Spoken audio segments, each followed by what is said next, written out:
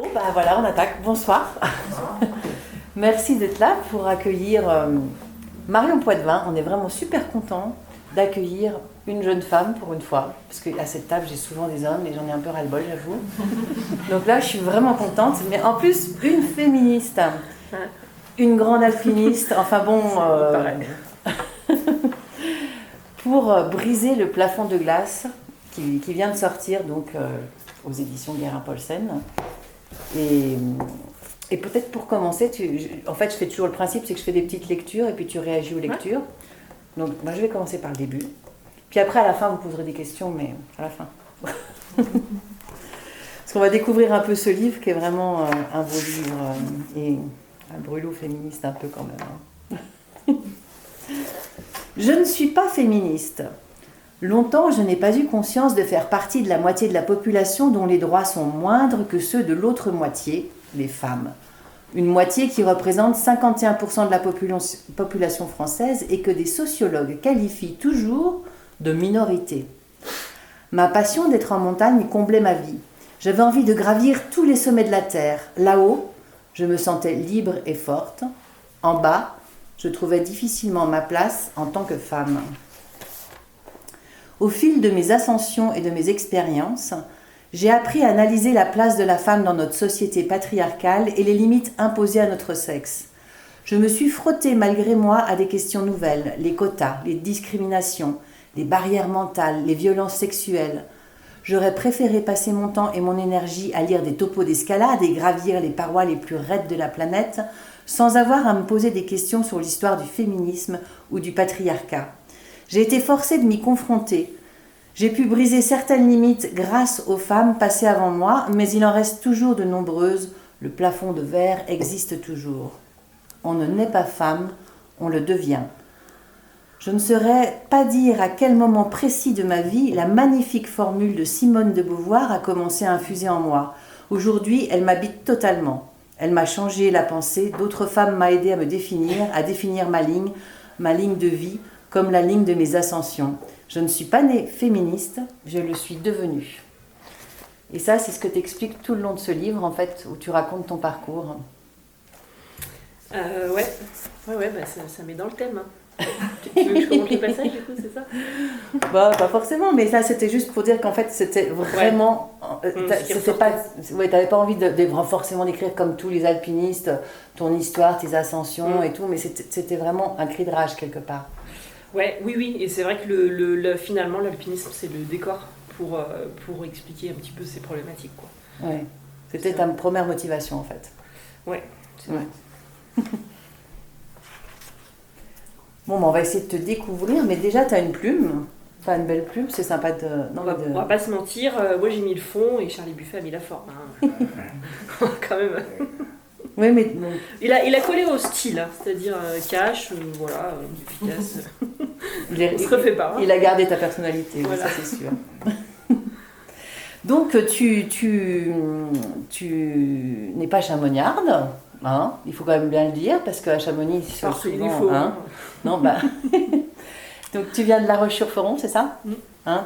J'ai grandi à Nancy, je suis née à Nancy, j'ai grandi à Paris, Lyon, à 6 ans j'arrive à La Roche-sur-Foron, c'est à 40 minutes d'ici, et Chamonix c'était un peu waouh quoi, pas très loin de la maison, mais un autre monde quand même. Ouais, et tes parents, qu'est-ce qu'ils font? C'était un rêve de pouvoir habiter à Chamonix et vivre à Chamonix quoi. Ah bah, c'était un peu mon objectif depuis que j'ai découvert les montagnes, et vraiment la possibilité de pouvoir monter dessus vers 14-15 ans, depuis là, habiter à Chamonix c'était un peu un rêve. Ouais. Et toi, tu grandis dans un milieu plutôt modeste, hyper sportif. Très sportif. Modeste, oui. Mes deux parents étaient profs. Alors les profs, ils ont vu leur niveau de vie s'effondrer en 20 ans là. Et donc on avait la chance quand même d'avoir une maison à La Roche-sur-Foron, de pouvoir partir en vacances au ski, d'aller au ski en tout cas les mercredis et les week-ends. Mais c'est sûr que le prix à payer, c'était que le reste de l'année, on n'avait pas des vêtements de marque. On a toujours fait beaucoup de sports, des sports d'outdoor, des sports dits des classes sociales favorisées. Mais voilà, on faisait attention le reste de l'année, on allait aux courses Lidl et puis on faisait qu'un tour de manège quoi. Ouais. C'était un choix. Et tu es l'aînée?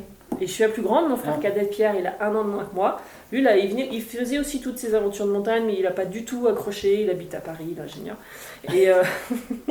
Et ma soeur, elle a 12 ans de moins que moi, donc du coup, on n'a pas vraiment grandi ensemble. Ah, t'as une sœur aussi? J'ai une petite sœur. Une petite sœur, d'accord. Et donc, tu te mets à l'escalade. J'adore mes rendez-vous des mercredis et vendredis après-midi. Nous grimpons en falaise ou sur le pont que le professeur de sport a aménagé dans sa grange. Christian Levet a créé cette classe sport au collège afin de pouvoir entraîner sa fille Sandrine, qui deviendra championne du monde d'escalade. En hiver, nous faisons du ski. Toutes les sorties se déroulent sous le signe de la performance et cela me plaît. J'aime l'effort intense dans les bras et les épaules. J'aime que nous soyons mélangés filles et garçons et toujours dehors. Au collège, les autres cours de sport se passent souvent en gymnase et ne sont pas mixtes. On joue au volleyball entre filles, ce n'est pas mon sport favori, mais c'est obligatoire. Et quitte à passer 2 heures dans un gymnase, j'essaye d'en profiter au maximum. Beaucoup de filles regardent la balle passer ou l'évitent en poussant des petits cris. Je trouve ça ridicule. En attendant que le ballon passe enfin de mon côté du filet, je regarde les garçons jouer sur le terrain voisin. Je vois bien que certains ne sont pas faits pour le sport. Pourquoi ne puis-je pas échanger ma place avec l'un d'eux ? Les week-ends, c'est compétition d'escalade. J'aime l'idée de me dépasser physiquement. Pas celle de vouloir les écraser pour être la meilleure. Mes premières compétitions sont une catastrophe. Seule au pied de ma voie, je ne maîtrise pas mon stress. Je serre les prises plus que nécessaire dans mes doigts et je me fatigue vite. Je suis en apnée totale. Je tombe d'avoir pu donner le meilleur de moi-même. Alors je m'exerce seule à bien souffler au départ, puis sur chaque prise. J'apprends à gérer mon stress, ce qui sera un grand atout plus tard dans mes voies alpines. Je progresse au niveau départemental et régional, mais je ne suis pas assez perfectionniste pour le niveau national. J'observe la voie trop rapidement. Il m'arrive d'utiliser les petites prises de pied pour les mains. Ma brève carrière s'achève sur une 10e place au championnat de France cadet. Je me lasse des entraînements en salle, en falaise. J'ai envie de grimper plus haut, en altitude, dehors, cheveux au vent. Ça commence comme ça en fait, hein. Oui, c'est vrai qu'il y a le sport à l'école, là, c'est méga frustrant. Et c'est juste qu'il faut faire. Voilà, c'est bon. C'est super frustrant le sport à l'école, parce que là, on est dans un modèle classique de sport. Et il y a une autre anecdote aussi où je raconte que je suis en classe de 4e, et puis en 4e, moi je suis réglée, je suis grande, j'ai quasiment ma taille adulte, je suis grande, je suis formée, je suis réglée, je suis sportive. Et il y a des garçons, ils m'arrivent à l'épaule, ils sont tout petits. Pas très intéressant les garçons en 4e. Non. Et ça arrive après. Et puis, en fait, eux, ils doivent courir plus vite que moi pour avoir la même note que moi en sport. Parce que les barèmes filles-garçons sont différents. Et les barèmes pour les filles sont plus faciles. Alors je me disais, c'est quand même pas cool, parce qu'en fait, ils ont juste aucune chance d'avoir la même note que moi en sport. Et en fait, ce qu'on nous balançait comme message, c'était pas ça. C'était vous, les filles, que tu sois grande, petite, entraînée, pas entraînée, blague, blanche, de toute façon, tu seras moins forte. Donc de toute façon, on va te faire un barème plus facile. Et c'est ça qu'on nous balance comme message depuis... en tout cas, moi, j'ai percuté en 4e. Déjà en 6e, il y a des différences de barème, et parfois même à l'école primaire. Donc de plus en plus... quand même, ils mélangent les filles et les garçons dans les classes de sport. Il y a quand même des progrès qui sont faits, mais le sport, c'est quand même la seule classe à l'école où les barèmes sont différenciés filles-garçons de façon honnête. Enfin, en tout cas, c'est honnête, parce que dans les autres matières, on constate qu'il y a aussi des différences de notation dans les matières scientifiques ou les matières littéraires entre les filles et les garçons. Les profs, malgré eux, et on les tous formatés, sont orientés pour noter plus facilement les gars dans des matières dites scientifiques, parce que les gars c'est pour les maths, et les matières littéraires c'est pour les femmes. C'est des clichés, attention, je vais juste répéter ce qu'on nous inculque, ce qu'on nous infuse en fait, tellement insidieusement, on va dire qu'on met longtemps à se rendre compte. Enfin, du coup, c'est ce que je dis, moi j'ai mis très longtemps à devenir féministe. À 30 ans, je pense que peut dire 30 ans, c'est quand même l'âge où ça y est, je me suis dit non mais là, il y a vraiment un truc. Donc voilà, le sport à l'école, c'était pour moi C'était flagrant, quoi. Mais à ce moment-là, tu vois, je me dis pas c'est pas cool pour nous. À ce moment-là, je me dis c'est pas cool pour les garçons. Bah non, parce qu'ils sont plus petits. Je me dis ils ont aucune chance. Mais je me dis pas, Marion, on essaye de te dire qu'en fait, toi, t'as aucune chance. C'est fou comment ça met longtemps à... parce que c'est tellement englué de toute façon qu'on ne le voit pas forcément. Mais tout d'un coup, tu décides de grimper cheveux au vent. Et donc, tu demandes à ton papa, qui a fait un peu de montagne. Oui, avant ma naissance. Ouais. Donc, ça faisait 15 ans qu'il avait pas fait d'alpinisme, à ce moment-là, j'ai 15 ans. De t'emmener et t'emmène faire la pointe Isabelle. La nuit est claire lorsque nous quittons le refuge du couvercle. La pleine lune se reflète sur la neige gelée. Je me sens bien, tout est tellement beau et calme autour de nous. Je galope derrière mon père. Il n'a jamais pu marcher au rythme de ceux qui l'accompagnent, il dit que cela le fatigue. Je ne veux pas le décevoir, j'ai tellement insisté pour qu'il m'emmène faire une course en haute montagne. Nous traversons encordé le glacier de Talefre en direction de la Pointe Isabelle. La course choisie est facile, mais longue, et pas vraiment l'idéal pour faire découvrir l'alpinisme à une débutante. Mais mon père, prof de sport, applique à ses proches une pédagogie qui peut se résumer à « marche ou crève ». Il est très patient avec ses élèves du collège, mais moi, je dois savoir tout faire tout de suite. Eh bien, être une fille ne me donne pas le droit d'être plus faible. Aussi longtemps que je me souvienne, mon frère cadet et moi avons toujours bénéficié du même traitement. Je m'efforce de suivre le rythme paternel. La neige gelée crisse sous mes crampons dans la nuit et peu à peu, le spectacle qui s'offre à moi fait oublier tout le reste. Un liseré clair pâlit au-dessus des crêtes puis balaye toutes les couleurs de spectres roses, pourpres, sanguines. Le soleil se lève, c'est magique. Les sommets enneigés et le granit orange s'enflamment autour de nous. J'en ai le souffle coupé. Ce qui m'arrange rien pour garder le rythme. Le glacier se redresse, puis nous arrivons au pied de la pente sommitale. Mon père me propose de prendre la tête pour les dernières longueurs en rocher. Il m'a appris quelques manœuvres de corde en grande voix. Je me sens prête. J'attaque le rocher en crampon, le piolet à portée de main dans la bretelle du sac à dos. Je me sens forte, libre. L'escalade est facile, grisante. Les alpinistes des cordées voisines sont étonnés de voir une adolescente mener la cordée. Mon père ne dit rien, je sens qu'il est fier. C'est pas évident de le traîner dans la première course, mon papa. Il avait pas envie. Il trouvait que l'alpinisme c'était laborieux, faut porter un gros sac, faut monter au refuge. Et là, tu manges une mauvaise soupe transparente, un espèce de blanc, blanquette, avec une couverture qui pique, faut se lever tôt à 2h, 4h du matin. Non, vraiment, il voyait pas l'intérêt. Mon papa, il faisait beaucoup de deltaplane, parce qu'à l'époque, le parapente n'existait pas encore. Il a fait 20 ans de deltaplane et 20 ans de parapente. Ça, c'est le genre de truc, t'arrives à 10h au déco, t'attends les conduits, tu décolles à 14. Voilà, ça, il aimait bien. Donc, ouais, j'ai eu du mal à le motiver. Et à chaque fois, il me disait non, mais ils annoncent des orages. Non, mais il y a un match de rugby samedi après-midi à la télé. Il fallait que je me bagarre un petit peu, ouais. Puis une fois que j'étais là-haut, j'étais super fière. Et là, c'était la révélation quand même. Et en plus, il m'a appris donc, le leadership, dès la première sortie, ça c'était vraiment crucial. Il m'a pas juste traîné en montagne, parce qu'il m'a... Donc il m'a pas traîné, parce que j'ai pas laissé tendre la corde, c'est pas tendu. Hein. J'ai gardé le rythme, il m'a jamais traîné, mais ça en fait peu. Mais surtout, il m'a laissé grimper tout de suite en tête, et cette sensation d'arriver la première au sommet, d'avoir cette impression d'avoir mené la cordée, parce que bon, c'est moi qui avais organisé la sortie, mais j'avais quand même cette impression-là, c'est vraiment le petit plus qui m'a vraiment plu. Enfin, je compare souvent une course en montagne, c'est vraiment bon, c'est trop bon là. Enfin, moi je trouve que c'est bon. C'est comme manger un cookie. Mais une course en montagne en leader, c'est comme manger un cookie avec des pépites de chocolat. Il y a un petit truc en plus quand même qui fait que ouais, c'est vraiment. Mais il t'a fait confiance en fait. Il t'a pas élevé comme une fille, lui. Ah non, il m'a toujours fait confiance. Donc, j'étais pas une fille dans le cercle familial pour tout ce qui était sport. Non, il n'y avait pas de filles, garçons, quoi. Ouais. Après, il y avait des répartitions genrées à la maison. J'ai toujours vu mon papa couper le bois et ma maman faire à manger, faire les courses, la vaisselle. Enfin, oui, il y avait beaucoup plus de trucs, hein, évidemment. Mais pour moi, c'était comme ça chez moi, mais c'était pas nécessairement la même chose partout. J'avais pas capté que c'était un phénomène de société. Aujourd'hui, on appelle ça la charge mentale, le fait que non seulement les femmes, elles font 1 heure de plus et demie par jour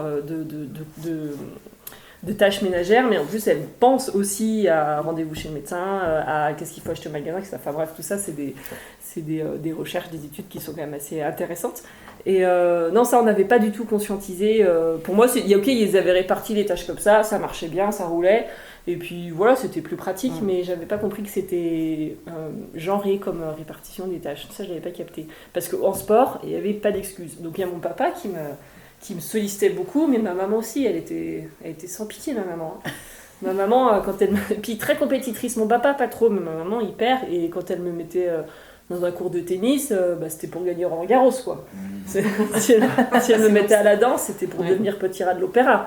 Il fallait y aller, quoi. Quand on allait dans les jeux, toute petite déjà, quand on va dans les parcs, elle me disait pas fais attention, tu vas tomber, elle me disait vas-y, monte plus haut pour voir.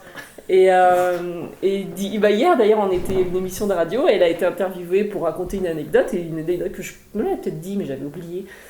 On est dans le parc et moi je suis un bébé comme ça, grand comme ça. Et du coup, il y a une maman qui prend un air protectrice et qui se penche au-dessus du landau de son bébé. Et elle, à côté, elle m'a prise, elle m'a pas jetée en l'air, mais voilà, elle m'a mise dans le ciel comme ça. Et du coup, le journaliste, elle lui avait pris la photo au passage et c'était le contraste entre la maman qui pousse son petit vers le haut et puis la maman d'un œil plus protectrice et bienveillant. Bon, il n'y avait pas de jugement dans les deux cas, mais c'était ce qu'il avait marqué, lui, et ma mère, clairement, elle me balançait vers le haut, ouais. Quand je marchais en ville, il fallait toujours que je marche sur le muret qui était au bord. Et une fois, le muret qui était au bord du chemin, là, du trottoir, en fait, on était sur un pont. Donc en fait, de l'autre côté, c'était la rivière et c'était un lac. Mais c'est ma maman qui me disait « marche sur le muret ». Et moi, j'aimais bien, parce qu'elle me boostait, elle me sollicitait. Et voilà, et je me sentais... du coup, je me sentais forte. Et à ce moment-là, en tant que jeune femme, en plus, sentir forte physiquement, c'est hyper rassurant parce que... je pense que jeune ado, mais même des fois un peu avant, on l'a toutes intégré, qu'on peut potentiellement être des victimes d'agressions sexuelles. Et donc là, quand t'as 15-16 ans, t'es formé, t'es réglé, t'as des grands yeux bleus, tu sais que potentiellement, tu sais qu'il faut faire attention. Tu sais, t'as intégré qu'il faut pas que tu t'habilles n'importe comment, que t'ailles n'importe où, et que si t'arrive quelque chose, c'est ta responsabilité, t'avais qu'à pas être là à ce moment-là, enfin, on en est encore un peu là. Malheureusement, je raconte tout à la fin, mais ça, c'est quand même arrivé. Ils vont le découvrir en lisant le livre, on va pas tout dire. Et c'est vrai que d'être forte physiquement, d'avoir fait ces grandes courses en montagne, c'est ça aussi qui me plaisait, je crois, c'est que quand je redescendais dans la vallée, mes épaules, elles avaient doublé de volume, et puis je pouvais courir très vite, et ma maman, elle me disait... mais pas de problème, tu peux sortir le soir, il n'y a pas de souci, je fais super confiance. Seulement, tu mets des chaussures avec lesquelles tu peux courir. Elle m'a envoyé au fond, ma maman. Voilà. Bon, enfin, en tout cas, la sortie avec ton papa t'a tellement plu que t'as voulu y retourner et t'as été allé voir au CAF si tu pouvais. Oui. Hein, parce qu'il fallait quand même que tu trouves des copains accordés, vu que ton père, il n'avait pas tellement envie d'y retourner tous les jours, enfin, en tout cas. Et puis là, tout d'un coup, tu intègres en fait une équipe de jeunes alpinistes et tu vas faire le sommet de l'Aiguille d'Argentière. Donc je lis un passage. Le sommet de l'Aiguille d'Argentière a été magnifique. La descente bien longue. Mais je n'en ai gardé presque aucun souvenir. Le cerveau ne retient que les moments forts. Un lever de soleil, une longueur d'escalade particulièrement belle, la faim, la soif et la fatigue s'oublient. Mais pas ce petit mot prononcé à la terrasse d'un café cet après-midi-là. Un seul mot qui en disait si long. De retour dans la vallée, le guide nous débriefe rapidement sur la course. Mon tour arrive. C'est bien, Marion. Tu t'en es bien tirée finalement. Finalement? Pourquoi finalement? Parce que j'étais la fille du groupe? Est-ce que je me fais des idées? Aujourd'hui, je suis guide de haute montagne. Je sais que le choix de cette course était ambitieux pour un groupe de 5 jeunes plus ou moins novices. Je suis ravie que le guide en ait pris le pari et qu'il nous ait fait confiance. La course m'a permis d'être plus à l'aise dans les pentes de neige. J'ai appris que personne n'est infaillible en montagne et qu'il faut toujours rester sur ses gardes afin d'éviter l'accident. Mais pourquoi m'a-t-il laissé derrière lui pendant toute la course, alors que la veille, j'avais montré de meilleures aptitudes que mes 2 compagnons? J'étais une adolescente pleine de rêves de montagne, mais aussi de doutes. Voir mes compétences davantage remises en question que celles des garçons ne m'incitait pas à prendre confiance en moi. On était pourtant en 2002, personne ne pouvait ignorer que les femmes sont aussi capables que les hommes. Nous agissons tous et toutes avec nos filtres culturels propres, souvent sans mauvaise intention. Le guide ne m'avait pas relégué en seconde de façon intentionnelle. Il avait peut-être eu des stagiaires femmes avant moi qui étaient plus faibles physiquement. Mais pourquoi ai-je dû en faire les frais? Pourquoi devoir prouver sans relâche que je suis capable, aussi capable que les garçons, voire mieux? Arrêtons avec les préjugés de genre, place à la présomption de compétence. Là, ça parle du... ce qui est rigolo, c'est que ce guide, je lui ai posé la question, il y a 2 ans, tu te souviens, la sortie qu'on avait fait ensemble? Et non, en fait, lui... Et puis en plus, c'est quelqu'un qui... Quand tu lui poses la question, il voit pas pourquoi une femme serait moins forte qu'un garçon, donc c'est vraiment des petites choses qu'on a... C'est malgré lui. Voilà, c'est vraiment des petites choses qu'on a intégrées, qui sont en nous, et qui ressortent comme ça de temps en temps dans les situations un peu extrêmes, et c'est intéressant. Et oui, donc les présomptions de compétences... Pardon, je suis en train de casser. C'est pas grave. c'est ces clichés sexistes qui nous collent aux chaussons avant de partir dans une course où on part du principe que de toute façon les filles sont moins fortes en natation, elles sont pas capables de porter des gros sacs, de subir un effort long, elles ont tout plus vite faim, soif, toujours envie de faire pipi, plus vite peur, et ça c'est des clichés qui sont là, voilà. Et ensuite, c'est à toi, en tant qu'alpiniste femme, de les briser petit à petit. Donc, à chaque fois que tu as un nouvel partenaire de cordée, il faut lui montrer que ça va, que tu es capable d'aller au-delà de ces clichés-là. Et c'est vrai que le guide, il m'avait jamais vu. Et je pense peut-être qu'il avait vu ces clichés se vérifier chez d'autres pratiquantes. Et du coup, il était parti du principe que Marion, c'était pareil. Moi, pendant cette sortie-là, ce que je raconte, c'est que je serais toujours seconde derrière le guide. Tandis que les autres, ils sont 4, et ils vont faire 2 cordées de 2, et du coup, ils vont s'alterner de leadership.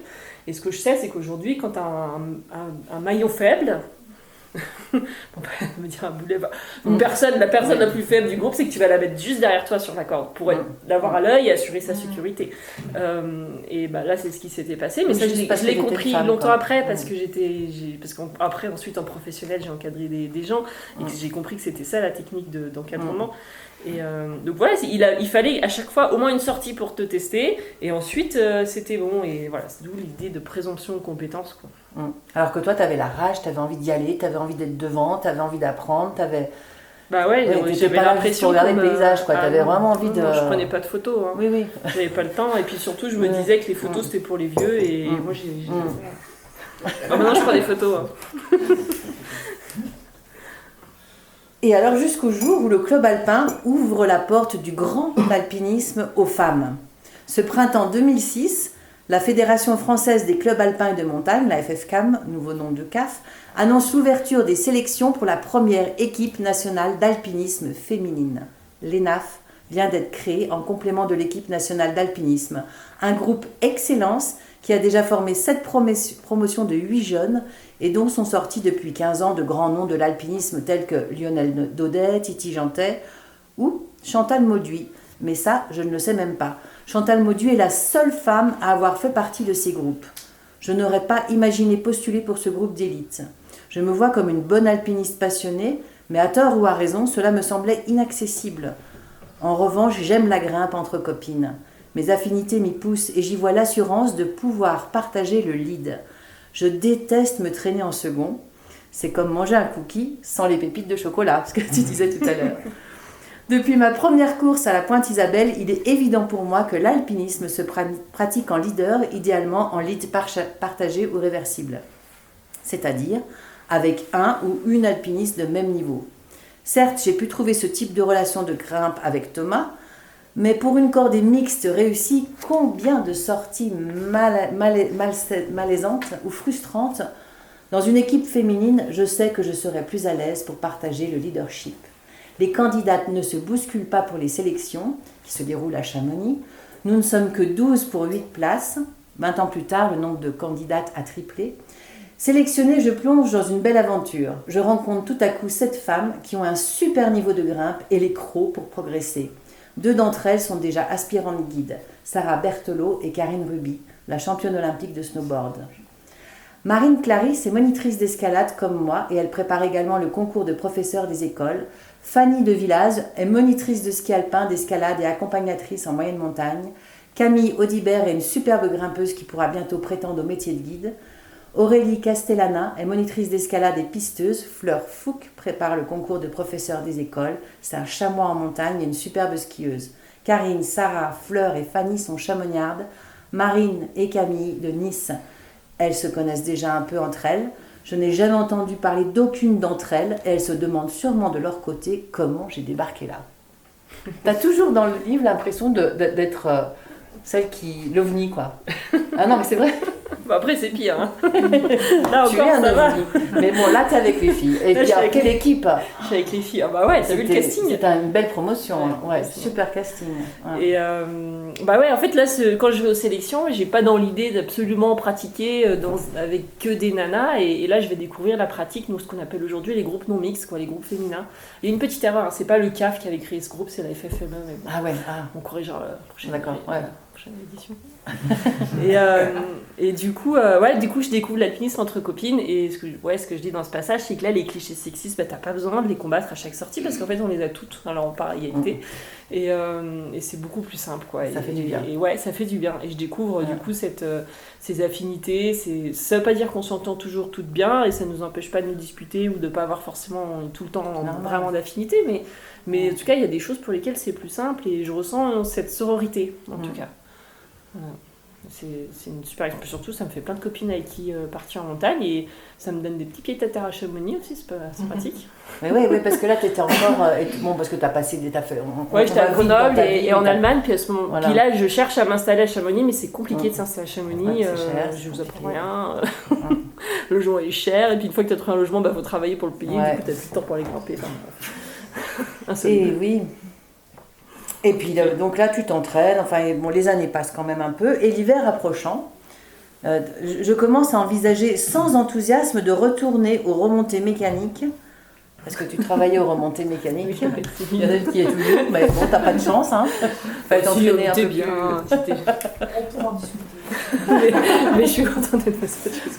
Quand une perspective imprévue se dévoile, comme une percée dans le brouillard, le groupe militaire de haute montagne, GMHM, qui rassemble les meilleurs alpinistes de l'armée, est hébergé à Chamonix dans les locaux de l'école militaire de haute montagne, le MHM, à côté de la salle d'escalade où je m'entraîne. Et depuis sa création en 1976, le GMHM a pour mission de promouvoir un alpinisme de haut niveau et de tester les équipements et les hommes dans des conditions physiques et climatiques extrêmes. Le groupe a été un cocon où ont éclos plusieurs cracks de l'alpinisme, au premier rang duquel Christophe Profit, auteur de l'inoubliable solo de la face ouest des Drus, lorsqu'il en faisait partie.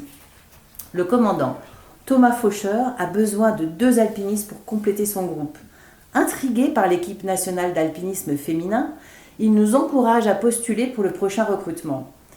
Son pari est qu'une femme intéressée par l'alpinisme de haut niveau pourra, si on lui donne les moyens de s'entraîner, faire jeu égal avec les hommes. Des alpinistes remarquables comme Chantal Maudu ou Catherine Destivelle ont bien montré par le passé que c'est loin d'être impossible. Être payé pour m'entraîner et partir en expédition, la proposition est plus que tentante. Mais aussitôt, les doutes m'assaillent. Serais-je capable de rejoindre le niveau des autres alpinistes ? Thomas Faucheur me rassure, il a vu ma motivation, il croit en moi. Ne vais-je pas me sentir bien seule au milieu d'un groupe de 9 hommes et essuyer les critiques des jaloux qui crieront à la discrimination si je suis admise dans ce groupe prestigieux ? Je sens qu'il me faudra faire mes preuves rapidement, montrer que je suis l'une des meilleures femmes du moment, pas juste une femme. Mon dernier doute concerne l'armée. Rejoindre une telle institution m'impressionne. L'armée a pour mission première de se préparer à la guerre. C'est rigide et strict. Ce n'est pas vraiment l'avenir professionnel que j'imaginais. J'ai un piercing au nez qui date du lycée, des pantalons d'escalade bariolés de babacool. Être payé à faire seulement de l'alpinisme me culpabilise. Pourquoi gaspiller l'argent de l'État qui pourrait servir aux écoles ou aux hôpitaux ? Karine, pragmatique et fonceuse, me remet les idées en place. Si tu n'en profites pas, une autre prendra ta place. Ce salaire ne servira jamais aux écoles. Tu voulais passer ta vie à grimper, c'est une opportunité idéale. Elle a raison. Pourquoi les hommes seraient-ils les seuls à en profiter ? Bah ouais. C'est comme un argument, ça. Mais ouais. Mais Karine, elle t'a toujours encouragée. Mais bon, ils en profitent, il y a quand même toujours que des hommes qui en profitent. Ouais. Depuis, ils n'ont pas trouvé de deuxième femme. Moi, j'ai fait 2008-2012 et ils n'ont pas trouvé de deuxième femme. Je pense qu'ils n'ont pas super bien cherché non plus. Parce que, soi-disant, il n'y a pas eu de dossier intéressant, ils n'ont pas suffisamment postulé, ils ne les ont pas non plus été les chercher, ils n'ont pas non plus de nouveau mis en place une politique pour proposer à toutes les femmes de l'ENAF et dire qu'elles étaient les bienvenues et mettre un cadre un petit peu incitant, rassurant et puis encourageant, quoi. Moi, j'aurais jamais imaginé postuler dans ce truc-là si Thomas Faucheur il nous avait pas proposé à toute l'équipe, si Karine m'avait pas un peu botté les fesses et c'est sûr que ça fout la trouille, ces trucs. Donc bref, effectivement, mais il y a toujours que des hommes qui en profitent. Hein. Ouais. Mais bon, t'as été courageuse, remarque, de te lancer dans l'aventure, parce que comme tu dis, t'avais des doutes. J'ai tenu 3 ans et demi, ouais. Non, en général, les alpinistes, il reste une dizaine d'années. C'était un bon début. J'attends de voir combien de temps la deuxième elle survivra. Mais ouais, voilà, en même temps, tu l'encourages pas beaucoup la deuxième quand on te lit. Si, moi je dis qu'il faut, ce sera à refaire, moi j'y retournerai. Grâce à ça, j'ai pu suivre le reste de ma carrière, j'ai pu partir en expédition, Mais tu t'es quand même senti un peu des fois mise à l'écart. Bah oui, mais plus on n'y va jamais, plus ce sera. Voilà, c'est tu as raison. C'est un cercle vicieux. Mais tout le monde n'a pas non plus ton tempérament de. Ouais, bah il y en a, mais moi j'ai de la chance que ce soit Thomas Faucher à ce moment-là et qui était vraiment venu me chercher, qui m'a vraiment dit on va mettre à ta disposition des moyens humains, c'est-à-dire des compagnons de cordée pour t'entraîner, des moyens financiers et matériels, c'est-à-dire que tu vas aller au vieux campeur, tu te sers, voilà, comme les autres, comme les autres alpinistes. Et donc tu as tant de dotations matérielles par an, parce que c'est ton job, on t'équipe, et ouais, ça change la donne. Tu progresses. C'est sûr. Donc 3 ans et demi. Ce sera à refaire, je referai. Tant mieux, c'est bien si tu... Bon, là, je passe vite, mais c'est vrai que tu parles beaucoup de Karine Rubé, ça nous fait plaisir en tant que chamonnière, parce que c'est quand même l'enfant chéri de la vallée, et ça fait du bien que quelqu'un en reparle, donc ça c'est chouette. Enfin, vous le lirez dans le livre. Et je vais quand même continuer, parce que le monde de l'alpinisme de haut niveau est dur. On s'y connecte par intérêt pour mettre en commun un savoir-faire, et si tu es fort, on te sollicite, si tu es moins fort, on t'oublie. Et si tu es une femme, plafond de verre, plafond de glace. Ou le titre. C'est mon 3e hiver au GMHM et je n'ai toujours pas réalisé de grande hivernale. Ma situation est exceptionnelle puisqu'il n'y a jamais eu de femme dans le groupe. Je grimpe avec des collègues de travail comme dans une entreprise. Je ressens bien que je ne serai jamais choisie pour les missions importantes, jamais dans l'équipe A en expédition. J'ai gagné 2 fois le championnat de France militaire d'escalade. Je suis montée à 7150 mètres. J'ai réussi mon probatoire de guide de haute montagne. J'ai mené une expédition polaire, mais je dois toujours faire mes preuves. Quel sera le prochain obstacle ou le prochain prétexte pour m'évincer? Les impressions désagréables s'accumulent, je ne récolte que des missions pénibles et on me prévient des projets au dernier moment, de sorte que je ne peux pas prévoir mes entraînements. Qu'il est loin le temps de mon arrivée au groupe quand j'avais l'impression de bénéficier d'un traitement de faveur. J'ai perdu beaucoup d'amis et d'amis en montagne. Mes anniversaires sont des disparitions. 2 août, Aurélie, 21 février, Max, 23, Thomas, 29, Karine, 21, Chloé. Et en avril 29, l'accident de Vanessa. L'alpinisme de haut niveau se pratique à un tarif que je n'ai plus envie de payer. Pour que ces morts ne soient pas inutiles, je dois en tirer la leçon. Plus on grimpe, plus on risque l'accident. C'est statistique. Et plus on grimpe des voies dures et engagées, plus on risque de l'accident mortel. Dire adieu à l'alpinisme de haut niveau est très difficile, tant la sensation de force et d'efficacité est grisante. J'étais payée pour pratiquer l'alpinisme, être en forme toute l'année, prête pour partir pour des grandes courses, dès que les conditions se présentent, n'avoir qu'une chose à penser ou grimper. Je vais renoncer à un rêve, tirer un trait sur une situation que je ne retrouverai plus jamais.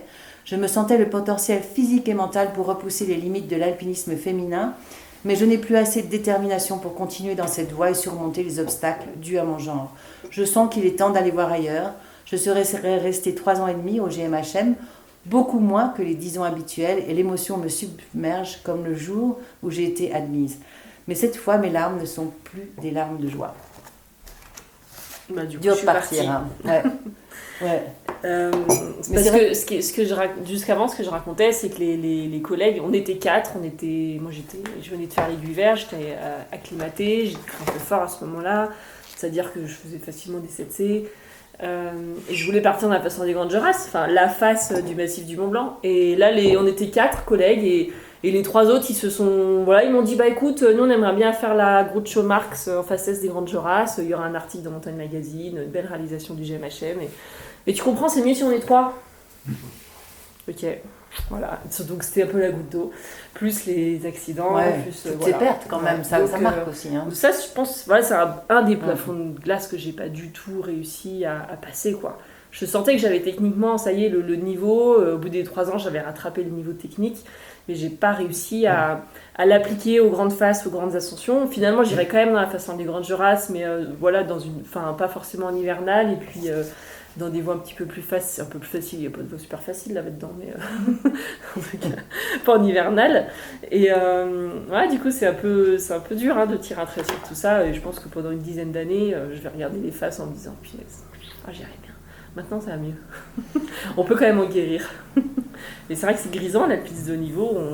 On est hyper entraîné, on est hyper affûté, on regarde le topo, on sait qu'on peut faire toutes les voies qui sont dans le topo, on sait qu'on va faire encore les horaires, on va faire moins long que ce qui est indiqué sur le topo, on se sent plus fort que la moyenne et c'est hyper, ça fait du bien à l'ego, on va pas se mentir, c'est hyper grisant et c'est fou quoi, c'est fou de repousser ses limites physiques comme ça et j'avais envie d'aller plus loin mais je sentais que là ça allait être compliqué quand même. J'ai un peu baissé les bras, je suis passée à autre chose. Et donc autre chose, c'est tu vois une petite annonce, c'est ça? Non, d'abord les MHM. Oui, mais c'est pour la police, j'ai eu une petite annonce. Pour les MHM, je savais que c'était le bâtiment à côté là pour aller à l'instruction. Du coup, je suis allée me renseigner. Et puis ils m'ont dit, oui, pourquoi pas, vu que à ce moment-là, je suis aspirant guide de haute montagne, chez monitrice d'escalade, donc comme il faut faire de la formation, enseigner chasseur alpin, ils m'ont dit, ouais, pourquoi pas. Mais pour autant, ça a été quand même compliqué. C'est ça que tu voulais raconter, non?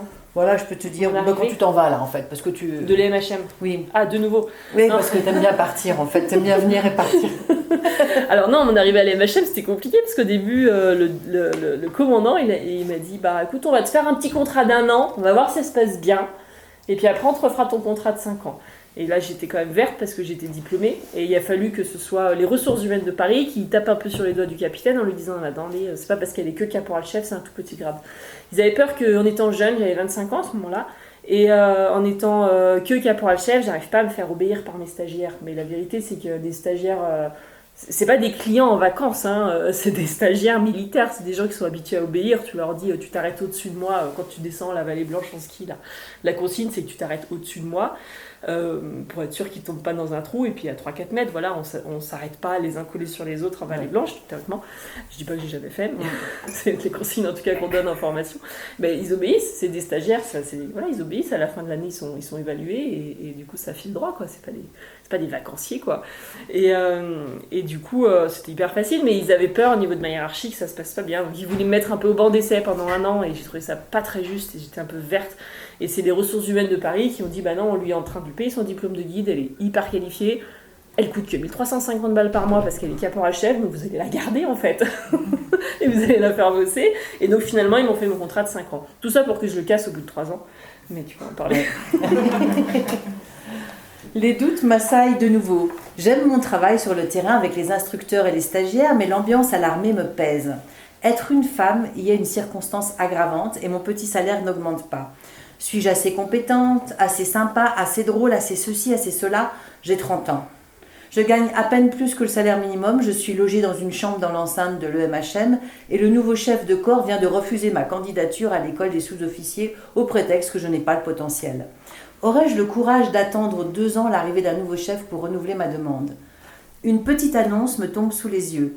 Le secours en montagne de la police recrute des guides de haute montagne comme formateurs au Centre national d'entraînement à l'alpinisme et au ski à Chamonix. J'ai perdu beaucoup d'amis dans des accidents de montagne et l'idée de devoir aller chercher des victimes ne me plaît pas, mais j'aime beaucoup la formation en alpinisme. Je passe au CNIS, comment tu dis, le CNIAS? Le SNAS. Le CNAS. Surnommé le SNAC. Le CNAS. En tenue militaire de montagne, tout en noir, avec mes grades apparents. Je me présente à l'officier de police au garde à vous. Bonjour, caporal-chef Marion Poitevin, instructeur à l'EMHM. Je viens me renseigner pour le poste de formateur montagne chez vous. Le lieutenant ne s'attendait pas du tout à un salut militaire et il sourit surpris. Oui, pas de problème, on va discuter tranquillement. Nous savons très bien qui tu es puisque tu es la seule femme dans ce milieu. Si tu souhaites venir chez nous, c'est avec un grand plaisir. Je vais t'expliquer les démarches tout de suite. Et je passe avec succès le concours d'entrée à l'école de police de Nîmes avec l'espoir de devenir la première CRS de montagne. Ouais. Encore une première. Ouais. Disons que j'ai vraiment adoré être instructeur à la MHM, c'était trop bien, du lundi au vendredi, t'as des stagiaires entraînés, affûtés, motivés, et tu vas enchaîner les courses dans le massif, et le tout, en tant que fonctionnaire, c'était important pour moi. Moi, j'ai toujours eu un peu peur d'être travailleuse indépendante. Ma maman, elle m'avait bien mis la pression, de passer le diplôme, sécurité financière. Travailleur indépendant, ça veut dire que tu fais pas d'emprunt, difficilement, tu fais un bébé, t'as que dalle, tu te blesses, t'as pas beaucoup. Moi, je voulais m'assurer une sécurité, quitte à être payé un peu moins. C'était important pour moi d'être fonctionnaire. Du coup, c'était vraiment le métier de rêve, quoi. Mais voilà, l'ambiance et puis cette impossibilité de progresser. À 30 ans, j'ai voulu Et puis aussi, c'est pas cette envie de famille, mais cette envie de me garder cette possibilité d'avoir une vie de famille. Donc du coup, il fallait que je m'organise aussi professionnellement. Et du coup, je découvre avec surprise que non seulement à l'armée, tu peux avoir des métiers fun, mais aussi à la police nationale. Et tu y es toujours. Et j'y suis toujours. Oh. Et du coup, je vais me renseigner. Il y a un petit décalage culturel, c'est vrai, parce que j'arrive, je lui claque un garde à vous, il comprend pas ce qui se passe. Mais le gars, il a 2 barrettes horizontales, c'est marqué lieutenant, moi ça me tend, quoi. Voilà, ça fait drôle, quoi. Et en fait, non, il est hyper accueillant, puis ce qui ne gâche rien, c'est un joli petit bleu aux yeux bleus, ça je l'ai pas mis dans le bouquin. Non. En fait, si. Ça gâche rien. Et du coup, c'est vrai que je me dis, je passe voilà, je discute avec lui, je me dis, je ressens tout de suite que, clairement, là, je me sentirais bien, je sens que ça va être, je vais trouver ma place. Et c'est en sortant du bâtiment, je me dis, mais attends, mais il n'y a jamais une nana. Ouais. Comment ça se fait Comment ça se fait qu'elles n'étaient pas là? Et moi, je découvrirai plus tard pourquoi, mais ouais, c'est vrai que c'était pas le but ultime de faire une première, c'était pas ça, c'était de trouver un job qui paye un peu plus, mais tout en restant hyper intéressant et on va dire sûr, enfin en tout cas salarié. Et depuis, tu es toujours secouriste là-bas. Et donc je suis toujours secouriste CRS Montagne, donc c'est une spécialité de la police nationale, c'est le même boulot que les PGHM mais dans d'autres départements. Moi je suis en Savoie. Et du coup, aujourd'hui on est 4 femmes sur 200 agents parce que, je sais pas si tu en parles après, mais du coup ma hiérarchie, quand ils m'ont vu arriver, ils se sont dit c'est cool maintenant qu'il y a des femmes, on va montrer aux autres femmes que c'est possible parce qu'en fait nous on a besoin de recruter, on galère au recrutement, les PGHM aussi, voilà, les montagnards ça leur fait un peu peur de rentrer dans ces institutions, police, gendarmerie, les nanas encore plus parce que c'est des institutions qui sont quand même encore très masculines. Et puis les gendarmes et les policiers, ils ont peur de se présenter aux sélections montagne parce que c'est des spécialités qui sont réputées les plus dures dans la police nationale ou dans la gendarmerie, l'équivalent des forces spéciales. On leur traite souvent, on leur donne souvent une image de ce qui n'est pas faux, attention, il y a des grosses compétences. Ils ont travaillé pour ça, mais quand ils sont arrivés au tout début, ils n'étaient pas forcément. Le test d'entrée, c'est loin du diplôme de guide. C'est 6B, 6B, marcher avec un gros sac, tourner des 2 côtés en ski avec les skis parallèles, et puis avoir la caisse, quoi. Puis être motivé, et derrière, l'institution va te donner tous les moyens pour t'entraîner et te préparer. Et ça, c'est vrai qu'on en a une idée, on les voit à la fin de leur formation quand ils font les secours, etc. Mais c'est vrai qu'au début, il y a eu beaucoup de travail en amont et ça, c'est accessible à pas mal de monde. Et je trouve ça fou. Enfin, je ne savais pas, moi, que la gendarmerie et la police, ils pouvaient apprendre l'alpinisme. Il n'y a pas que le CPA. Ni le CAF. Et ouais, je trouve ça fou. Et du coup, je l'ai découvert petit à petit. Ouais. Et du coup, ma hiérarchie, quand ils me voyaient arriver, donc voilà, tout ça pour expliquer pourquoi on a du mal quand même à recruter dans ces 2 institutions. Le PGHM un peu plus facile parce qu'ils ont plus de notoriété. Ouais. On pense secours montagne, on pense PGHM. Nous, on galère un petit peu, on va pas se mentir. Et donc du coup, ils se disent, maintenant que tu es là, on va ouvrir des postes à des jeunes femmes pour qu'elles puissent découvrir l'institution, des petits emplois jeunes, qu'elles voient un peu comment ça se passe. Tu nous trouves des nanas qui vont bien, là, qui feront la maille, et puis nous, on les prend. Donc elles avaient des petits contrats, 700, et il y en a 4 qui sont passés. Sur les 4, il y en a 3 qui vont rejoindre la spécialité. Et en fait, ils ont juste calculé que si tu ouvrais les sélections à la 2e moitié de la population, potentiellement, ça fait plus de chances de recrutement. Et surtout, ils ont communiqué avec toi, alors que les ça autres... a l'air bête, mais... Les autres n'ont pas du tout communiqué. Non, l'armée, ils savaient pas comment me gérer. Ils étaient, je sais pas, à la fois, ils me disaient, non mais c'est bon, regarde, maintenant, on a des femmes. Ouais, il y a moi, ça fait 1, c'est pas ouf, quoi.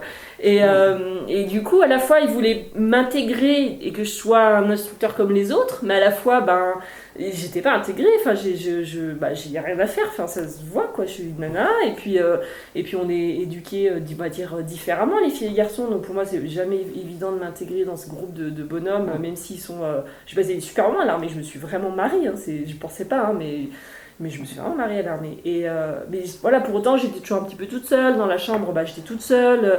Dans mon vestiaire, j'étais un peu toute seule. Voilà, en France, il y a une socialisation, enfin dans la société occidentale en général, une socialisation genrée qui fait que les petits garçons sont élevés d'une façon où assez rapidement, ils ont appris qu'ils pouvaient être plus shouters, mais qu'ils n'avaient pas le droit de pleurer. Et que les petites filles, elles avaient le droit de chouiner, mais il fallait qu'elles soient douces et gentilles.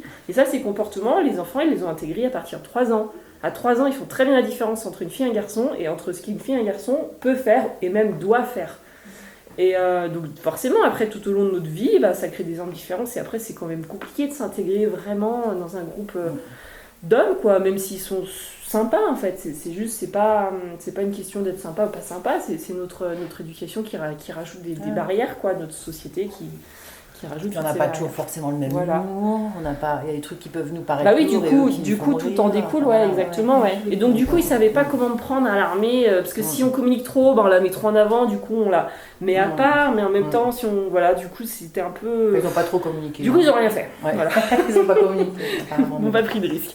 Tandis qu'à la police, je peux clairement aussi à la montagne, nous on a besoin de communiquer parce qu'on est à l'ombre des PGHM et de recruter, et du coup ça faisait un peu, on avait. Mais ma hiérarchie, on trouvait un intérêt dans le sens où ça leur faisait de la pub pour l'aspect, et moi j'ai trouvé un intérêt de montrer que ça faisait de la pub pour la spécialité pour les femmes. Et ça marche. Enfin, les femmes, tu les laisses pas en rade. Une nouvelle sélection est annoncée pour les groupes féminins régionaux et départementaux. La nouvelle responsable, Tania Laville, reçoit plus de 100 dossiers pour seulement 16 places. Tania a beaucoup œuvré pour mettre ces groupes en avant, faire connaître les actions et les besoins des femmes en montagne avec son blog « On n'est pas que des collants ». Et son travail a payé. Le calcul est vite fait, plus de 80 femmes qui souhaitent apprendre l'alpinisme entre femmes sont restées sur le carreau. Et moi, guide de haute montagne, j'adore enseigner l'alpinisme à des groupes féminins. J'ai alors l'idée de proposer sur mes réseaux sociaux 2 week-ends de stage de formation à l'autonomie en alpinisme entre femmes, et je les baptise « Lead the Climb ». Pourquoi un mot anglais? La notion de leadership qui me tient à cœur n'a pas d'équivalent en français. Et surtout, je souhaite un nom mixte pour que plus tard, des hommes puissent rejoindre les stages et des femmes apprendre à être leaders dans un groupe mixte. Le français oblige à choisir un genre féminin ou masculin. L'anglais me semble donc plus approprié. Et ça continue. Hein. Ouais. Ce groupe, c'est super, ça, c'est une... Du coup, c'est parti d'une petite, on va dire, une envie commerciale en tant que guide indépendante. Je travaille un petit peu quand même à côté en guide indépendante, ça fait de l'argent de poche, on va pas se mentir. Et du coup, comme du lundi au vendredi, j'emmenais des chasseurs alpins ou des policiers. Le week-end, quand j'emmenais des filles, je trouvais ça rafraîchissant, différent, changeant, et ça j'aimais bien. Et il y avait plein de nanas qui sont en demande, plus de 100 dossiers pour 15 places, ça fait 80 nanas sur le carreau. Je dis ok, moi je les prends. Et ce qui est chouette, c'est que donc mon compagnon, qui est salarié au Club Alpin Français, il est venu avec moi sur une sortie. Ouais, parce qu'on faisait des exercices crevasses, il nous fallait un cobaye pour mettre au fond. Sympa, sympa. Du coup, ça faisait 2 mois qu'on était ensemble, je me suis dit que ça s'y prêtait bien. Et du coup, il est venu avec nous, et c'est vrai qu'à la fin de la journée, il m'a dit, mais c'est fou, comment elles adorent être entre elles, quoi. Elles adorent venir avec toi, et je vois bien qu'il y a un truc. Nous, la fédération, là, donc le CAF, on est là pour répondre aux besoins des adhérents, des pratiquants des sports de montagne. Clairement, elles ont envie d'être entre nanas, il faut qu'on aille plus loin. Il faut que tu aies ton initiative, là, il faut que ça devienne un club CAF. Et donc sur les 400 clubs, on est le seul à proposer des sorties de formation. Donc on s'est vraiment structuré, une présidente, tralala. Aujourd'hui, on a 280, entre 300 adhérentes. On fait presque 170 journées de formation par an. Et on a aussi cette double particularité d'être un peu comme un bureau des guides, parce qu'au final, toutes nos sorties, c'est payante avec des guides. Moi, l'idée, c'est que les nanas, elles progressent, et pour qu'elles progressent, il y a des super initiateurs dans les clubs CAF, c'est même pas la question, mais c'est souvent qu'il n'y en a pas assez déjà, parce que les sorties sont gratuites et elles sont prises d'assaut dans les clubs CAF, et il y a plus de demandeurs que de places, souvent dans les CAF. Et donc là, l'idée, c'était quand même de prendre des guides pour apporter vraiment un niveau de technicité et vraiment qu'elles progressent plus rapidement. Et donc on propose que de la formation, et c'est assez, on va dire, c'est pas novateur, mais non, de faire de la formation, c'est pas innovant, et de faire des groupes non mixtes non plus, c'est pas innovant, mais c'est le format. C'est-à-dire que en général, les guides en formation initiale à l'ENSA, on apprend surtout à emmener les gens en montagne en sécurité. On n'apprend pas à enseigner l'alpinisme, ou pas beaucoup, et un petit peu en escalade, un tout petit peu en ski, mais c'est pas vraiment la base de notre métier. Moi, j'ai vraiment appris l'enseignement de l'alpinisme quand j'ai travaillé instructeur montagne à l'EMHM, parce que depuis 1930, l'EMHM, c'est le premier centre de formation à l'alpinisme. C'est vraiment l'armée a vraiment participé à démocratiser l'alpinisme. N'importe qui pouvait apprendre la montagne, quoi, quasiment. C'était quand même des sports de milieu très favorisés, encore en 1930. Et donc, ils sont hyper organisés, ils savent emmener... moi, j'ai fait le Mont Blanc quand j'étais instructeur. Je suis aspirant guide, je raconte dans le livre, là, et j'ai 23 stagiaires. Alors que normalement, un guide, il a 2 clients. Et ça, tu peux faire ça qu'à l'armée, ça n'existe pas ailleurs. Heureusement, peut-être. Mais en tout cas, mes clients, mes stagiaires, et c'est la section éclaireur montagne, c'est des sous-officiers, ils ont suivi tout un cursus, et déjà, ils m'obéissent. Ça, c'est agréable. Ouais. Et parce que les clients rebelles, c'est du... Et du coup, ils sont hyper, hyper préparés. Moi, quand ils ont pour consigne de donner la consigne, donc par exemple c'est très rigolo, mais quand je donne la consigne à celui qui a le pied derrière moi, quand je leur dis on arrive sur les grands plateaux, donc il y a des grosses crevasses, encore de moins 15 mètres. Et donc lui, il a pour consigne de faire passer la consigne. Donc il dit à son collègue 15 mètres, encore devant 15 mètres, la caporal chef elle a dit 15 mètres, 15 mètres la caporal chef. Du coup ils diront ça sur toute la montagne. Je vous laisse imaginer la tête des guides de la compagnie qui passe à côté avec le... C'était vraiment trop rigolo. Non, je me suis bien marrée là. Et du coup, la formation, moi j'avais vraiment à cœur de... C'est ça que j'aime bien dans le métier de guide, c'est vraiment de donner des cours d'alpinisme. Ouais. Et former des femmes. Et du coup, toi, t'avais cherché. C'est surtout que toi, t'avais cherché à une époque aussi à être formée, et t'as galéré. Enfin, t'as dû passer par l'armée, quoi, pour être formée. Tu te dis, on n'est pas obligé de passer par l'armée, c'est peut-être ça. Ouais, moi j'ai trouvé que l'apprentissage de l'alpinisme était difficile. Ouais. Déjà, il est cher. J'en ai déjà parlé beaucoup, mais j'en parle encore dans le livre. Quoi. Mes parents, ils nous achetaient pas des skis. On allait à la bourse au ski, puis ils me disaient, t'achèteras des skis quand tu seras grande. De toute façon, si tu peux skier avec des mauvais skis, tu pourras skier avec des bons skis. Tu passes partout, et puis Bon ok, tu traînes tes rouilles là pendant un moment. D'un jour, tu t'achètes des skis. Non, pour le probatoire, quand même, il a été choupi, il m'a acheté des vrais skis. Des bandits 3 plumes, enfin. Mais il aurait pu m'acheter des chaussures aussi, parce que les chaussures, elles faisaient pas la maille. Mais bon, c'est pas pour ça. Il n'y a pas que pour ça que j'ai raté le ski la première année, évidemment. Mais du coup, c'est difficile d'accès, l'alpinisme. Moi, je pense que mon apprentissage, comme j'allais un peu toute seule, avec des gars que j'avais croisés sur Camp to Camp, j'ai eu de la chance, clairement. Je suis un peu, toute cette période-là, je suis un peu une survivante. J'y allais, j'ai testé des trucs, c'est passé. Ça aurait pu pas passer, quoi. Ouais. Et oui, c'est vrai que moi, j'ai à cœur de rendre l'alpinisme beaucoup plus accessible, plus particulièrement tout ce que j'ai appris dans ces milieux exclusivement masculins. Je trouve ça chouette de pouvoir transmettre à toutes ces femmes. Et voilà, donc ce club, il a vraiment cette douce spécificité d'être entre un bureau de guides, parce qu'on propose que des sorties payantes avec des guides, mais du coup, c'est facile pour les adhérentes de s'inscrire. C'est pas comme un club CAF où le jeudi soir, déjà, il faut aller à la réunion, après, il faut jouer des coudes, il faut accéder jusqu'à la table où il y a la feuille pour s'inscrire, puis l'initiateur, il a sa petite bande de potes avec qui il va souvent, et c'est des affinités, c'est tout à fait normal, et du coup, faut vraiment te motiver quand même pour rentrer dans un groupe d'alpinisme, et là, c'est tout en ligne. Déjà, tu sais que ça va être que des nanas, donc ça va être en fait plus simple. Enfin, en tant que femme, on trouve ça plus léger, voilà, plus simple. Ça marche bien. Même si les gars sont très sympas, attention, ça n'a rien à voir. C'est pas du tout la question. Et puis, du coup, c'est dématérialisé. Donc, tu vas sur Internet, tu cliques sur ton nom, tu regardes le planning, tu payes en ligne sur Helloasso. Et en fait, ça facilite beaucoup l'accès, on va dire, à la pratique. On arrive à faire des prix, parce que les femmes en France gagnent quand même 30% de moins que les hommes. 10% de moins pour les mêmes diplômes, même postes. Et si t'es fonctionnaire. Et non, si t'es fonctionnaire, ok, t'as le même tableau, mais en fait tu progresses moins vite si tu fais des choix de maternité, etc. Donc finalement ça revient quand même des inégalités. On constate quand même des inégalités. Tu dis ça parce que t'es enceinte ?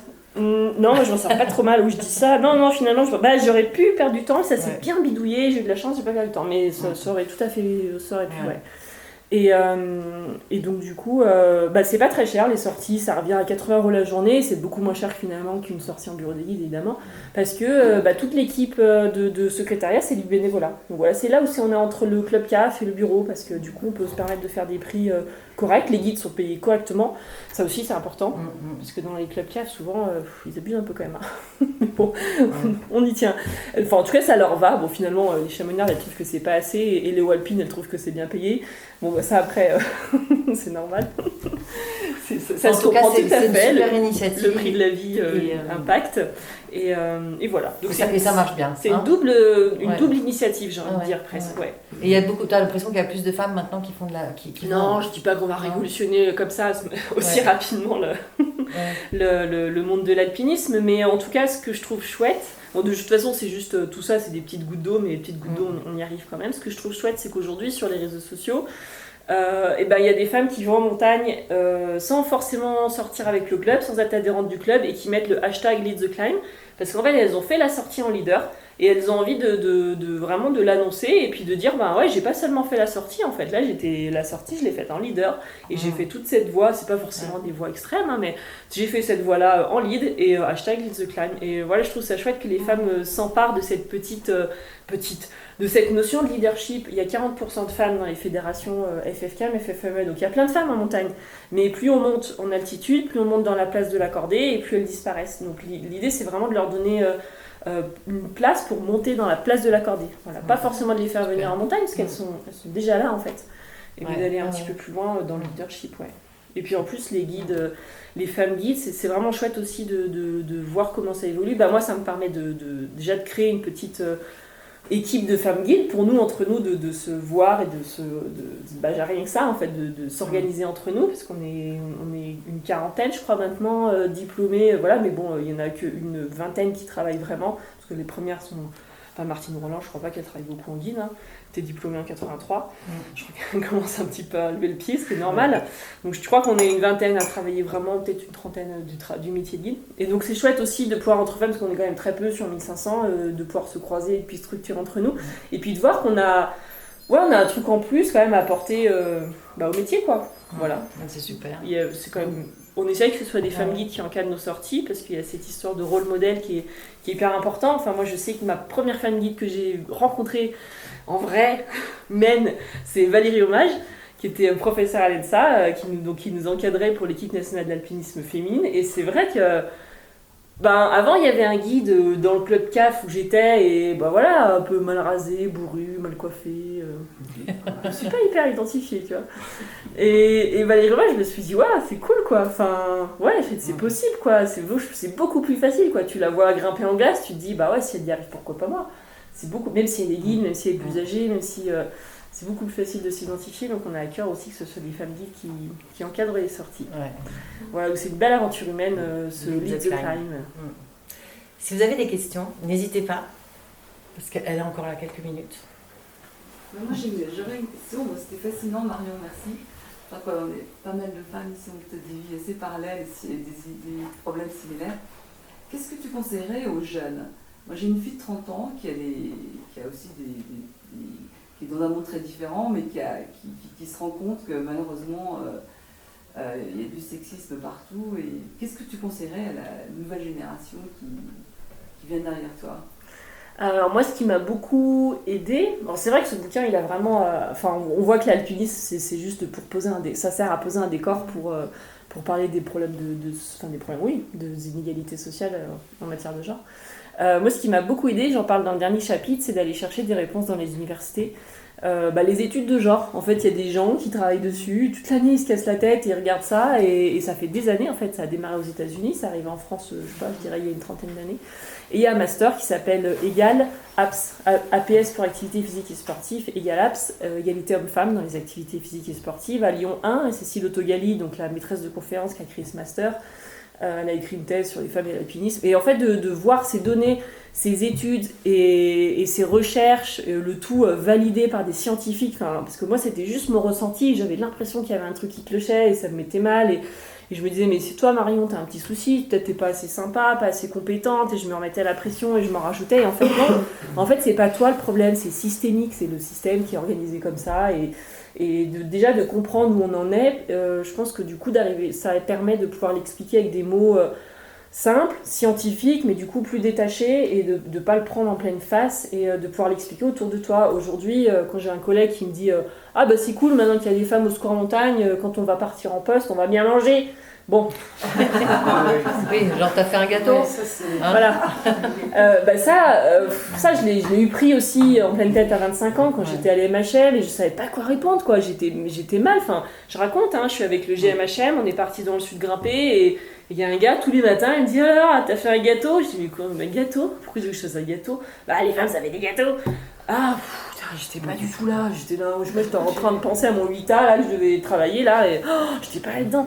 Et donc voilà, et là je savais pas quoi lui répondre. Et donc là aujourd'hui un collègue me dit ça, je lui ai dit gentiment écoute, vous êtes 30, si vous me faites chacun une blague sexiste, ça va faire 30 blagues, moi ça me fait trop lourd. Et puis en plus tu sais très bien que c'est pas vrai. Et puis en plus il n'y a aucun cliché sexiste, on va dire aucun cliché féminin valorisant, aucun. Tu peux j'ai essayé, j'en ai trouvé un. S'il y en a un peut-être, c'est que les femmes savent faire plusieurs choses en même temps. Résultat des courses, on leur laisse tout faire en même temps. Donc ça, c'est vraiment un faux cliché positif, c'est pas vrai. On est comme tout le monde, on fait une chose à la fois, on le fait bien. Si on fait plein de choses en même temps, on le fait moins bien. Voilà. Et là, tu lui fais une conférence et en même temps tu portes la vie en toi. Oh, c'est beau ce que tu dis. Tu fais un bébé. On va pas se mentir, ça se fait un peu sous celle-là. Ça prend pas c'est peut-être ça, ça vient peut-être de là.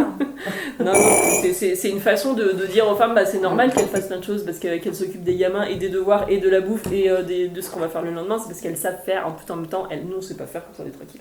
Enfin voilà, ça c'est des clichés, je veux dire, c'est pas du tout... Et donc voilà, j'ai écouté, je me renseigne beaucoup sur ces sujets-là. J'ai adoré le podcast qui s'appelle, le nom est pas très joli, j'ai eu du mal à l'y mettre, mais c'est un podcast qui s'appelle Les couilles sur la table de Victor Tueillon et qui dissèque les nouvelles masculinités. Et passionnant. Et là, t'as une nana qui t'explique que le mythe de Cro-Magnon, en fait, c'est peut-être pas vrai en fait. En fait, à cette époque-là, les hommes et les femmes, ils faisaient la même taille, c'était de la survie. Et plus tard, quand il y a une domination des hommes sur les femmes qui s'est installée, et les hommes, ils choisissaient des femmes plus petites, moins musclées et plus faciles à dominer. Et c'est ce qui pourrait expliquer aujourd'hui notre dimorphisme sexuel entre les hommes et les femmes. Et quand tu entends des podcasts comme ça, tu fais ah ouais, on sait pas si c'est vrai, mais en tout cas ce qui est sûr c'est qu'ils ont trouvé des squelettes d'hommes et de femmes qui faisaient la même taille et ils en ont trouvé un paquet. Donc on peut, de toute façon, tout ça c'est que des suppositions. Il y a personne qui était dans ces grottes à ce moment-là, mais cette idée de l'homme, il va chercher le gros mammouth, il revient et il traîne la femme par les cheveux quand il a besoin de reculer, et voilà, on a tous eu cette image là et c'est ce qui était véhiculé quand on est beaucoup de choses quand on étudiait la préhistoire. Et moi ça m'a fait, quand j'entends ces podcasts-là, je me dis, mais ouais, à cet argument qu'on balance tout le temps, oui, mais Marion, t'es quand même bien obligée d'admettre que les hommes sont plus forts que les femmes. Alors, attends, Coco. Alors, déjà, une femme entraînée est plus forte qu'un homme, mais ça, j'ai mis un moment quand même à le capter et à réussir à l'affirmer, quoi. Et donc, ça, c'est quand même moyennement vrai, ton affirmation. Et puis, en plus, il y a peut-être une raison, c'est pas si naturel que ça, en fait. Donc me renseigner sur les études de genre et maintenant aujourd'hui quand tu tapes féministe, il y a une quantité d'infos qui sortent et moi j'adore discuter avec l'autre soir j'avais fait une conférence pour des jeunes étudiants de HEC qui venaient avec Montagne Pass, l'entreprise qui a été montée par Blaise Agresti et qui compare le monde de la montagne et le monde de l'entreprise. Et donc le HEC, les jeunes là, donc ils ont 20 ans quoi. Je leur parle de mon parcours professionnel. Puis après, plus tard, il y en a qui veulent aller un peu plus loin sur certaines questions, donc on a fait un petit zoom. Et en fait, tu leur parles de charge mentale, tu leur parles de stéréotypes, de clichés, mais ils savent déjà tout ça. Tu leur parles de féminisme, pour eux, c'est pas un gros mot. Enfin, moi, je suis hyper positive quand je vois les plus jeunes, quand même. Quand tu leur parles d'enfants, ils vont pas faire des bons en mode « c'est pas pour moi » ou...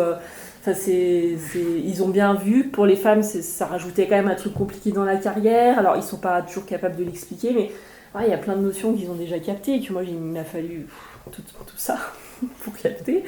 Et c'est chouette, moi, je suis assez optimiste quand même pour la suite. Mais c'est pas pour demain, hein. Faut être patiente. Hein. Voilà ce que je dirais. Il y a d'autres questions ? On peut dire en plus court. Non ? Excusez-moi, si on peut dire comme ça, dans un ratio performance et mental, est-ce que vous faites des différences entre féminin, masculin ou des choses que vous retrouvez un peu dans votre formation? C'est des valeurs, on va dire que la performance est une valeur dite masculine, donc qui va être plus encouragée, plus rattachée aux garçons, et les garçons vont être plus encouragés vers la performance, et puis les femmes elles vont être plus dans le, on va dire, pour aller en montagne, les raisons d'aller en montagne, par exemple, dans les paysages, le bonheur d'être l'accordé partagé, et la performance, c'est une valeur plutôt masculine, et en tant que femme, c'est plus dur de se l'approprier, du coup. Mais pour moi, c'est clairement culturel, ouais. Il n'y a rien de... Elle va justement impliquer beaucoup plus son mental pour pouvoir après pallier la différence de... C'est quoi ce que tu appellerais le mental, du coup ? Le mental, c'est le psychisme, quoi. C'est-à-dire la volonté, tout ce qu'elle peut impliquer un petit peu. Du coup, ça demande un double effort, ouais. C'est ça. Ouais. Peut-être vous appelez charge mentale. Non, la charge mentale, c'est le fait de répartir les tâches ménagères, okay. Et que la femme, même si elle dit à son mari, même si le mari fait, c'est quand même elle qui lui a dit ce serait bien que tu vides le lave-vaisselle, que tu ailles acheter ça. Et que demain il y a le rendez-vous demain il y a les enfants qu'on dentiste à 14h. Donc même si c'est l'homme qui fait, c'est quand même la femme qui a cette charge mentale de c'est plus ça c'est un terme qu'on utilise dans la répartition des tâches ménagères dans les couples plus particulièrement. C'est ça la charge mentale, ce qu'on appelle charge mentale. Et du coup, dans ces groupes-là qui se sont créés, ces femmes, elles avaient des différences culturelles, ça leur apportait d'autres... Dans les groupes non mixtes, dans les groupes féminins ? Ouais. Des différences culturelles. De toute façon, les publics, on va dire, qui sont adhérents aux fédérations FFME, FFCAM, c'est quand même des classes socio-professionnelles supérieures. Enfin, du coup, de toute façon, il y a plus de femmes guides de montagne que d'hommes blacks guides de montagne. Ça reste quand même de toute façon, si c'était ça ta question, hein, ça reste de toute façon des milieux culturels et sociaux assez élevés, quoi. Enfin, en tout cas, assez uniformes. Ouais, non, ça, voilà, ça c'est un autre sujet que je me suis pas attelée, je ne ferai pas. Je ne peux pas être partout. Ça veut dire qu'il y a quand même une élite et que ça favorise quand même un certain niveau social, quoi. Ah bah oui, de toute façon, oui, l'alpinisme c'est pas accessible à tout le monde. Hein. Et puis après c'est un autre débat, hein, mais est-ce qu'il faudrait que ce le soit? Parce que si tout le monde allait en montagne, ce serait peut-être un peu le bazar aussi. Voilà, je sais pas. Ça c'est encore vraiment un débat un peu plus large, quoi. Moi je me suis un peu juste focus sur les femmes parce que je peux pas être partout. Mais ouais, moi ça me pose question. Moi j'ai grandi à La Roche-sur-Foron, au collège des Allobroges, j'allais à l'école avec Mohamed Jawed Zoubida, ils avaient des moyens, ils auraient pu aller à l'AS le mercredi après-midi et faire des cours de ski. Ils avaient les moyens financiers, c'était pas une barrière financière, c'est clairement culturellement, ils pensaient que c'était pas pour eux, que voilà, c'était trop loin, et que... Non, ça c'est encore un autre... encore un autre débat de l'alpinisme, mais que là-dessus, je pense qu'on peut y travailler, le monde de l'alpinisme, et puis... Mais il y a des choses chouettes qui se font, hein. Il y a l'association 82 4000 qui emmène que des personnes au milieu défavorisé, il y a Tom en tête sur Samoins aussi qui fait plein de choses pour les jeunes de Cluse, il y a des initiatives qui bougent, ouais. Mais bon, voilà, après, la montagne, ça reste quand même petit, quoi. Enfin, il n'y a pas de place pour tout le monde non plus, donc voilà, comment on fait. Moi, j'essaye juste qu'il y ait déjà un petit peu plus de place pour les femmes. Ce serait déjà pas mal. Parce que, par exemple, tu vois, il y a encore un clip qui est sorti, que je vois passer sur les réseaux sociaux. La visibilité des femmes, par exemple, par les marques, par les partenaires privés, ça reste encore une catastrophe. Snow Leader, ils ont sorti un clip, c'est pas contre Snow Leader, hein, c'est juste un exemple, mais il y en a plein d'autres, hein. Voilà, il y a 12 athlètes. Et j'ai vu peut-être une femme. Eux, ils disent il y a 12 athlètes, nos 12 athlètes sont allés faire je sais pas quoi. Ok, tu regardes le clip, moi j'ai vu une femme. Hein. Bon, ça fait chier, quoi. C'est bagarre pour ça. Donc là, je pense je pense que pour plus féminiser la pratique, aujourd'hui, moi, au niveau de mon institution, rien à dire, ils ont fait des gros efforts. Au niveau de l'ENSA, il y a des gros efforts qui sont faits avec François Marcini, responsable du département alpinisme. Au niveau des fédérations, FFCAM, FFME, il n'y a rien à faire. Ils font des gros efforts, ils font des groupes non mixtes, dès qu'ils font un prospectus, un magazine, ils font vraiment l'effort qu'il y ait des photos de nana, une photo de gars, une photo de nana, enfin... Mais par contre, les marques, là, pour moi, c'est encore vraiment là où il y a un truc à jouer, quoi. Le nom, si on prend ce regard un peu critique et qu'on regarde les clips promotionnels des marques qui sortent, ou les magazines, ou même les journalistes, ils ont des efforts à faire. Ils te disent que les femmes, elles font rien, il n'y a pas assez de performance, il n'y a pas de sujet, je sais pas où elles sont, cherche, quoi. C'est un peu ton job, il y en a, enfin, nous on en connaît, comme par exemple, au GFHM, hasard, il y a plus de 100 dossiers pour créer une équipe de 15 places. Donc il y en a des nanas, il faut faire un petit peu l'effort d'aller les chercher. Donc voilà, enfin, on est parti sur un autre thème, mais voilà. Et est-ce qu'un jour peut-être il y aura une ouverture par rapport au handicap ou pas? Au handicap? Ouais. Il y a des initiatives, après ça reste ponctuel, mais ouais, c'est sûr que ça reste encore des gros sujets, ouais. Mais non, je t'avoue que moi j'ai fait des choses avec Vanessa François, ça m'a permis de... Donc elle est devenue paraplégique, elle s'est pris un bloc de glace dans le dos en grimpant les vues du midi. On a fait un big wall aux États-Unis. Et moi j'ai découvert le handicap, en fait je connaissais pas parce que au cours de ma vie j'avais jamais été confrontée à ça. Et c'était super intéressant de voir que quand elle était sur le big wall, en fait on avait tout adapté pour elle, on était là pour elle, et ça allait bien. Et dès qu'on arrive sur la terre ferme, c'était la merde. Et vas-y qu'il y a des graviers pour aller jusqu'à la bagnole, et vas-y qu'il y a une marche comme ça, et vas-y que la porte est pas assez large. Et c'est rigolo, quand tu adaptes et que c'était fait pour elle, en fait ça roulait et c'était possible, quoi. C'était vraiment une chouette expérience. Mais non, ouais, ça, c'est encore un gros sujet, ouais. Ouais, tout à fait, ouais. Mais bon, perso, on peut pas être partout. Merci beaucoup. Mais on va arrêter là. Ouais. Merci beaucoup, Marion. Et puis tu restes à notre disposition.